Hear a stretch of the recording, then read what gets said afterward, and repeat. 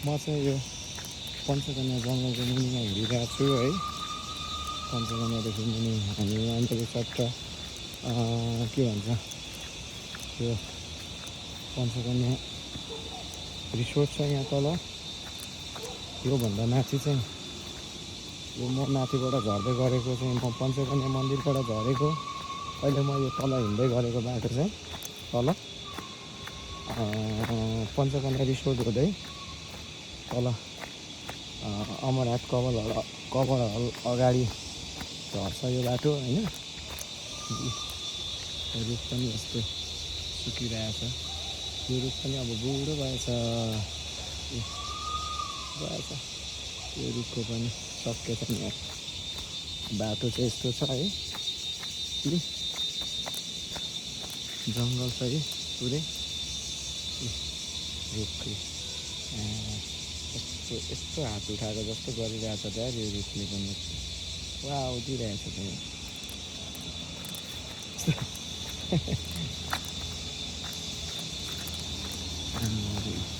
यो तामको बाटो यताबाट चाहिँ यता तल त्यो मासतिर त्यो झर्दो रहेछ। यताबाट चाहिँ त्यो रिसोर्ट हुँदै झर्छ क्या। रिसोर्टको बाटो घना जङ्गल पनि खै। अब त रात पर्न आँट्यो। अब त 7 बज्नु 15 मिनट मात्रै छ यहाँ। खै नटोक्ने पोर्चुगलले पनि हारिहाल्यो यार। यसपालि रोनाल्डोले जितोस् भनेको जितेन। पोर्चुगलले जितोस् भनेको जितेन। त्यसलाई पोर्चुगलको सपोर्ट गरेको।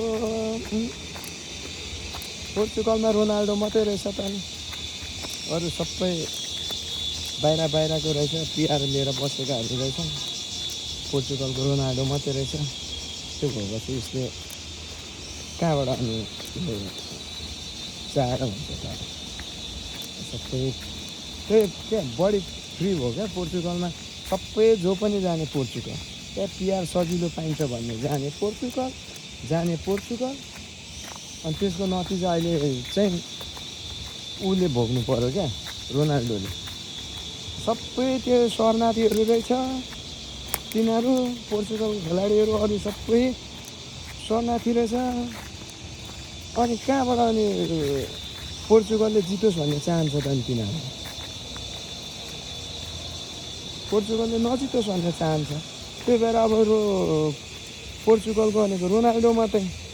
अनि रोनाल्डो मात्रै भएपछि उसले मात्रै त कहाँ सक्छ त अनि। 11जना टिम हुन्छ यार। अनि ऊ एक्लैले कहाँ सक्छ त अनि। रोनाल्डोले यसपालि रोनाल्डोलाई बिगार्यो यार। रोनाल्डो पनि बरु पहिलाकै शरणार्थी नै भइदिएको भए अलिक सपोर्ट पाउँथ्यो होला त्यसले रोनाल्डोले। रोनाल्डो मात्रै पोर्चुगलभित्रको परेछ। अरू सबै उता झन् लडियो हो यहाँको। यहाँ हात खुट्टा राम्रो जान्छ त। पञ्चकन्या यही है पञ्चकन्या पार्क। पहिला चाहिँ यहाँनिर सबै थियो त्यो साईबाबा भइन्जेलसम्म यहाँनिर चिडियाखाना नै थियो। मिनी चिडियाखाना थियो यहाँनिर है। साईबाबा हुँदाखेरि त्यो चाहिँ चिडियाखाना थियो यहाँनिर।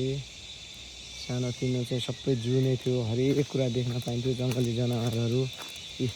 यो बाटो आउनु पर्थ्यो। त्यो त म त जङ्गलको चोरेको बाटो हिँड्छु नि जङ्गलबाट। त्यो बाटो हिँड्नु पर्थ्यो। त्यो बाटो त्यहाँ त्यहाँनिर भिआइपी बस्ने ठाउँहरू थियो होइन। अब बेचरा साईबाबा सुलिफ्याँस गइगयो। साईबाबा सुलिफ्याँस भएपछि कसले हेर्ने अनि यसलाई कसले हेर्ने। त्यहाँनिर लाखौँको त अझै पनि छ। यो काठहरू बेच्यो भने सबै सखुवाको काठ हो त्यो। तिनीहरू सबै सखुवाको काठ। यो काठ मात्रै बेच्यो भने अझै पनि लाखौँको काठ छ यहाँनिर। करोडै आउँछ होला यो काठहरू सबैले त। सबै बेच्दाखेरि क्या तलदेखि सबै बेच्दाखेरि। है यसपालि रोनाल्डोको भेष किनिएको थियो रोनाल्डै।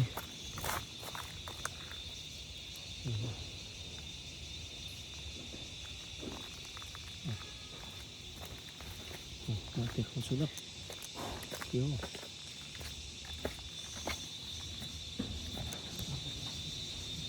बाँदर त अझै पनि रहेछ यी बाँदर त अझै पनि रहेछ अरू नभए पनि बाँदर त अझै रहेछ हौ पहिले मान्छे यहाँ हिँड्नलाई मान्छे हिँड्नलाई सोच्नु पर्थ्यो यार यहाँनिर मान्छे हिँड्नलाई सोच्नु पर्थ्यो अहिले चाहिँ बाँदरहरू हिँडिरहेछ यार बाँदर यिनीहरूको बाँस बस्ने ठाउँ रहेछ नि त यता बाँदरको छ्याप्पै न पानीले भेट्यो न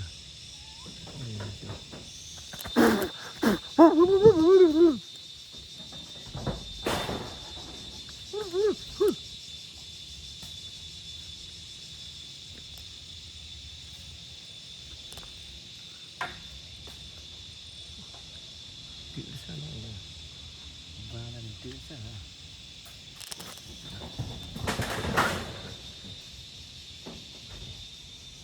बाँदरहरू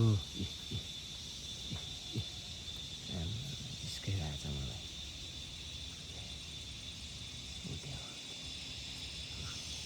गेटिसहरू होइन नि त आज सधैँ गेटिस बोक्थ्यो आज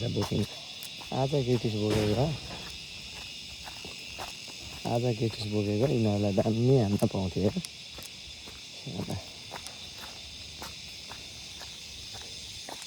बोकिन गेटिस त्यही भएर यस्तै भयो